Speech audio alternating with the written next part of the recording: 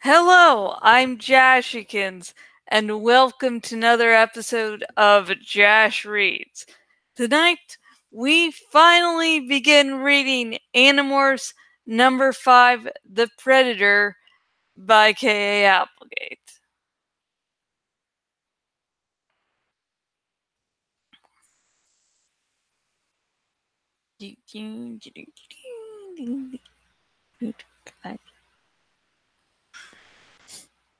My name is Marco. I can't tell you my last name or where I live. Believe me, I wish I could. I would like nothing more than to be able to tell you my name is Marco Jones or Williams or Vasquez or Brown or Anderson or McCain. Marco McCain. That's got a nice sound, doesn't it?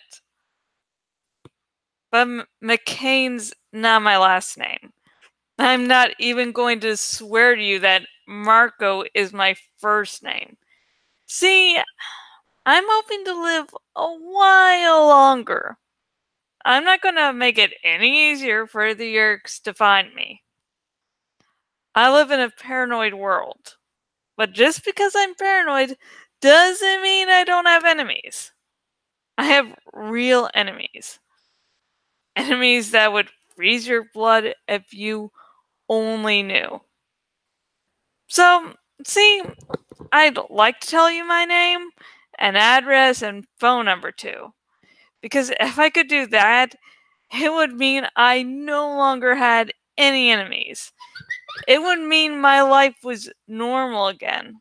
It would mean I could go back to minding my own business. I believe in minding my own business. Which is why what happened on my way home from the 7-Eleven was so dumb. I was walking down the street with some low-fat milk, a loaf of bread, and a bag of peanut M&Ms. Since my mom died, I've gotten stuck with a lot of the shopping and stuff for my dad and me. This 7-Eleven isn't in the greatest neighborhood, so I was walking kind of fast, minding my own business. Try not to think about the fact that it was after 10 at night. Then I heard it.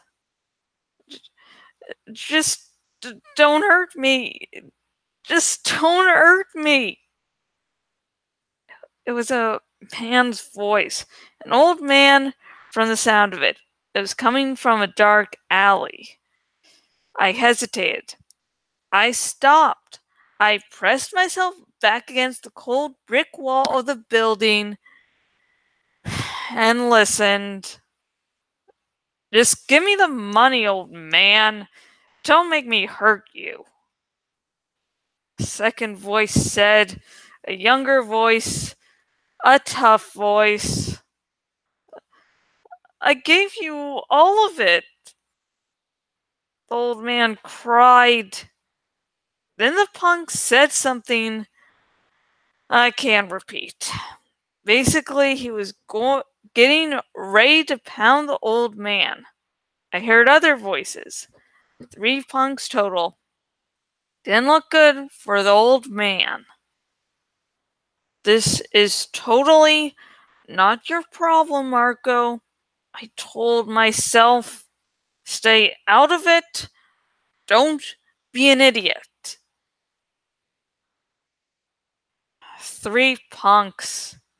Each of them probably twice as big as I was. I'm not exactly Arnold Schwarzenegger. I'm not even average height for my age. Although I make up for it by being incredibly cute and charming and witty and modest. But I was pretty sure the 3 big gang members in that alley were not going to be very impressed by my cuteness. Fortunately, I have other abilities. It had been a while since I had done this particular morph, but as I concentrated, I could feel it coming back. I slipped into the opening of the alley and hid in the shadow of a very smelly dumpster. The first thing that happened was the fur. It sprouted quickly from my arms and legs and all down my body. Thick, rough, ragged black fur. It grew long on my arms and back and head. It was shorter everywhere else. My jaw bulged forward. I could hear the bones in my jaw grind as they stretched, and the non-human DNA changed my body.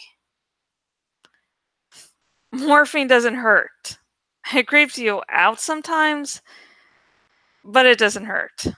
And as morphs go, this one wasn't bad. I mean, I still gotta keep all my usual arms and legs and stuff. Not like when I morphed into an osprey. Or a dolphin. I mean, when I was a dolphin, I was breathing through a hole in the back of my neck. With this morph, I had arms, as usual. Only they were a lot bigger. A lot bigger. My legs bent forward. My shoulders grew so massive, it was like having a couple of pigs sitting on my back. I also had an enormous round belly and a leathery chest.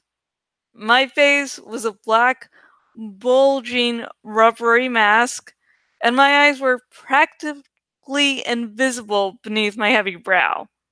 I had become a gorilla. Now, here's the thing about gorillas. They are the sweetest animals around. If you leave them alone, they'll mostly just sit and eat leaves all day. And that's all the gorilla mind really wanted to do right then. Eat some leaves, maybe a nice piece of fruit. But I was in that head too, along with the gorilla's instincts. And I had decided to teach those punks a little lesson. See, now that I was in that gorilla body, I weighed 400 pounds. And I was mighty strong. How strong? Let me just put it this way.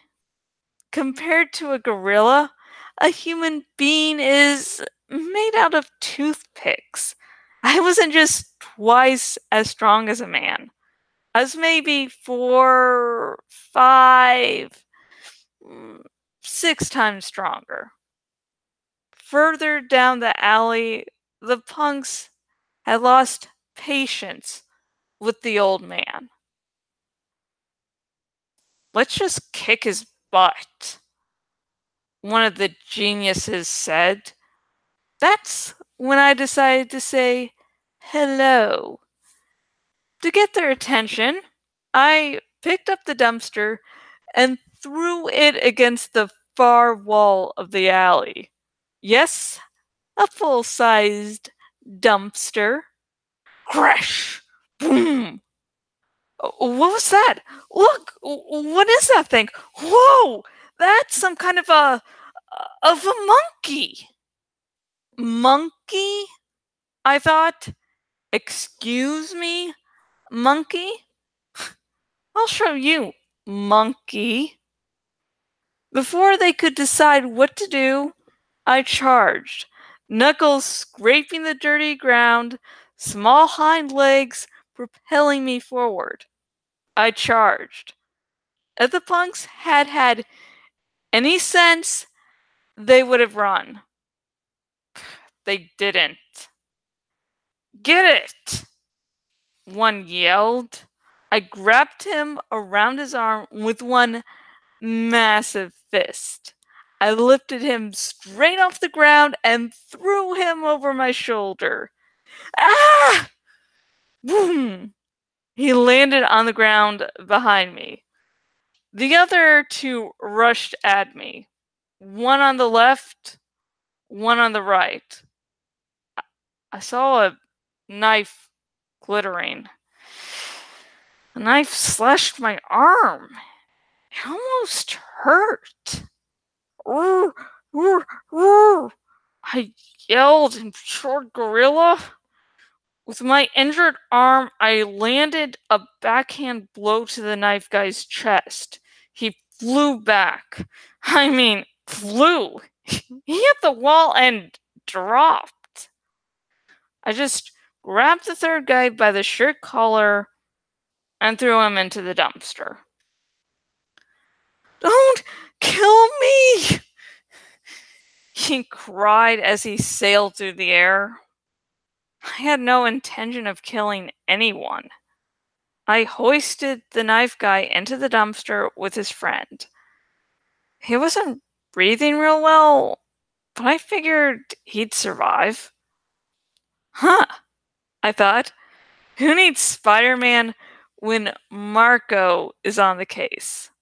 Well, I was telling myself just how cool I was. I heard the sound. It was a click. 2 clicks, actually. The sound of an automatic pistol being cocked. I spun around. Blam! Blam! It was the first guy. The one I'd thrown over my shoulder. He was up on his feet, gun pointed. I was big. I was powerful. But a gun was a whole different story. And loud. Man, are those things loud? Ha! Come and get some, monkey man. I barreled behind the dumpster. I leaned my massive shoulders into it and sent it rolling and spinning and sliding at the guy with the gun. Ah! Wimp! So much for the guy with the gun. I checked. He was alive. He wasn't happy, but he was alive. The gun was nowhere to be seen. Well, Marco, I thought, that went okay. Now, find someplace private, demorph, call 911 to come arrest these guys, and you can still get home in time to watch Letterman. Unfortunately, I had forgotten one thing. Get out of here, you monster! The old man, the one I had risked my life to save. He was standing, facing me. He was shaking with fear and red in the face.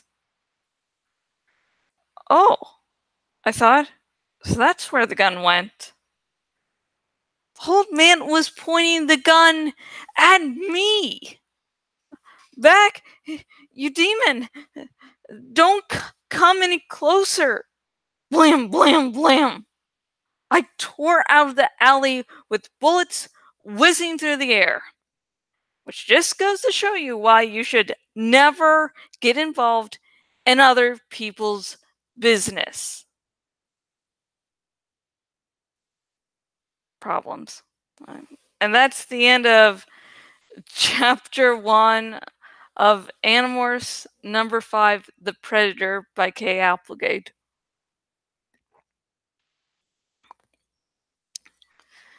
Animorphs is the book series I read while growing up, and some parts of it are dated. Like Letterman.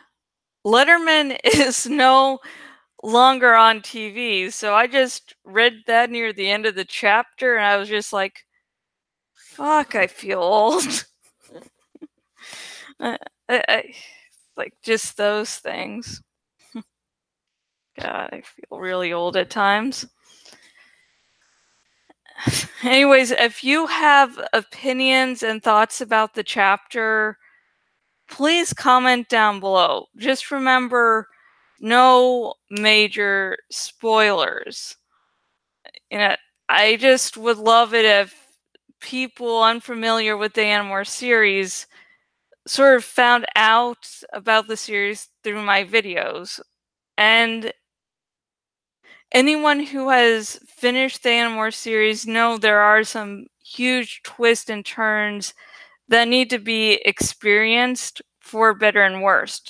But if you do want to talk spoilers with me, and you're on YouTube, link in the description to my Tumblr Ask box, and don't be afraid to start asking or talking about your favorite Animorphs fan theories to me.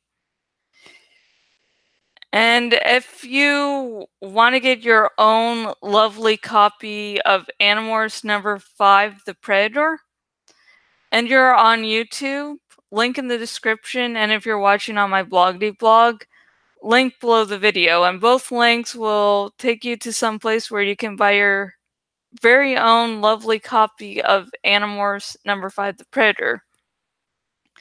And if for some reason you were impressed with this dramatic reading, and you would like me to read your own fanfic or book, if you are watching this on the YouTube's link in the description. If you are watching on my blog, link up above. And both links will take you to the blog post where I say what I do, what I don't do, and my prices. And if you're watching this on the YouTubes, please like this video, subscribe to my YouTube channel. And if you're watching on my blog and watching on the desktop version of my blog, go to the sidebar thingamajig and go to the followed by email option so you are alerted by email every time there is a lovely new blog post. Now a segment of just where I talk very briefly about something that's going on in my life. Can be a movie, can be a happening. And in this case, my dad came to visit this weekend. If you don't already know, like if this is the first video of mine you're watching, you don't really know that me and my dad don't have the greatest relationship. He's emotionally abusive. But I still have to keep in communication with him because he, helps give financial support to me. And so he came over this weekend. He said, celebrate my birthday early. My birthday is on October 24th of this month. And so he says, like, yeah, I'll get a cake and I'll come over. Which is really code for I just want to talk to someone that has no other option. That can't say no to a conversation with them. And so the cake he bought listen, if you have the money and the cake is for a special occasion, aka like a birthday, you need to have frosting on it. Like you get a chocolate cake, it needs a good chocolate frosting. Dad got a simple $10 cake, hardly any frosting on it. But I couldn't, say to his face, this is a bad cake, because then he'd throw a fit and, call me ungrateful. And then the birthday card was nice just because anything Star Wars, sort of sucker for that. Then he gave me some gave me some money and the card. But the thing was, the money was from something unrelated. My mom had decided to give me money for my living expenses. And he had put that in the birthday card. Same envelope. Like I was supposed to think of it like birthday money from him or something. So yeah, and the great thing was that Rev Resner is still recovering from surgery. And so his mother was at the house the same time my dad was to help change some of his bandages early. And then his father was at the house sort of painting up, touching up some things around the house. While all this commotion was going, Dad's like, oh, how about we cut the cake now? And it's just like a very obvious, you don't really, you just want to leave and are being extremely blatant about not giving a shit. So yeah, I'm still eating the cake. Like, it's a cheap ass cake, but you know, it's still cake, and I'm still eating it. So yeah. Now, this next part is hopeful wishes. Hopeful wishes is when I say some hopeful wishes and then I drink. Tonight, I'm just simply drinking water. Once I get the webcams working again, I'll start to drink the sake at the end of this segment. But I just have like some props for it, so I really don't want it to go to waste. So yeah. So you can participate in this segment in 2 ways. The first is you can comment below with your own hopeful wish, and next episode it will be read. And the other way you can participate is you can drink with me by drinking your favorite alcohol, liquor, or whatever the fuck's lying around. And if you don't drink for whatever reason, drink milk, orange juice, apple juice, tea, and other numerous non-alcoholic beverages. No one sent any hopeful wish. I checked before filming. And so I will make up some my own hopeful wishes. First, as always, I hope everyone is doing good, both mentally and physically, because none of us needs to deal with any medical bullshit. I hope that Rev Resner recovers quickly, and I hope that the chaos that's going around where I live just calms down, because yeah, I don't really talk about some what I consider sort of private things going on, like not between me and Rev Resner, but just the community I live in. Let's put it that way. And I hope my 32nd birthday, and I feel really old when I say my age. Like, I think just like I feel like a child inside that I'm like, I can't be fucking 32 years already. That damn time hasn't passed. So I hope that it's a pleasant birthday. Actually, on the day of my birthday, I will be going to see a foot doctor because I have some physical problems. So yeah. Oh god, tendonitis has been fucking acting up. So let's drink. 3, 2, 1.